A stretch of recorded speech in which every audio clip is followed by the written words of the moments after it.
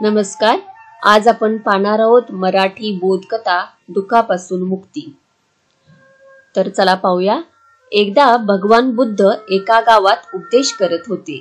तिथे एक श्रीमंत माणूस प्रवचन ऐकत होता. त्याला भगवान बुद्धांना प्रश्न विचारायचा होता, पण सगळ्यांसमोर प्रश्न विचारायला तो लाजायचा, कारण गावात त्याची खूप प्रतिष्ठा होती आणि प्रश्न असा होता ज्यामुळे त्याची प्रतिष्ठा पणाला लागणार होती. परमेश्वरा, माझ्याकडे सर्व काही आहे, पैसा, संपत्ती, प्रतिष्ठा, कशाचीही कमतरता नाही, पण मी आनंदी नाही. आनंदी राहण्याचे रहस्य काय आहे? मला नेहमी आनंदी कसे राहायचे हे जाणून घ्यायचे आहे.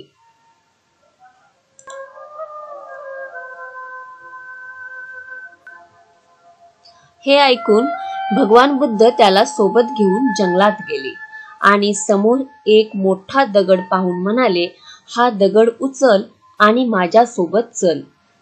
प्रवचन संपल्यानंतर सर्वजण निघून गेल्यावर त्यांनी बुद्धासमोर हात जोडून प्रश्न विचारला.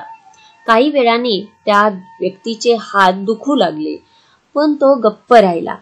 बराच वेळ गेल्यानंतर तो वेदना सहन करू शकला नाही आणि बुद्धजींना म्हणाला, माझ्या हातात खूप वेदना होत आहेत.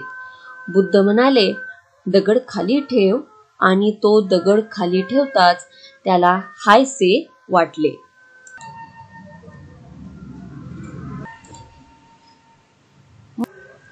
मग बुद्धाने समजावले की हेच आनंदी राहण्याचे रहस्य आहे.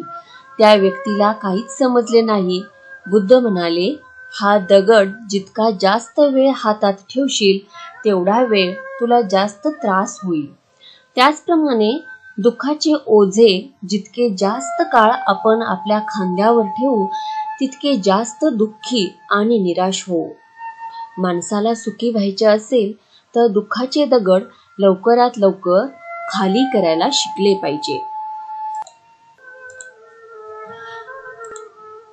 नैतिक शिकवण. मित्रांनो, आपण सर्वजण असे करतो की आपण आपल्या जीवनात दुःखाचे ओझे वाहून नेत राहतो. दुःखापासून मुक्ती तेव्हाच शक्य आहे जेव्हा आपण आपल्या मनातील दुःखाचे ओझे पटकन काढून टाकू आणि वासनांपासून मुक्त होऊ, किंवा जे आहे त्यात आनंदी राहू. लक्षात ठेवा, प्रत्येक क्षण स्वतःमध्ये नवीन असतो आणि भूतकाळातील कटू आठवणी बाळगण्यापेक्षा वर्तमान क्षणाचा पुरेपूर आनंद घेणे चांगले.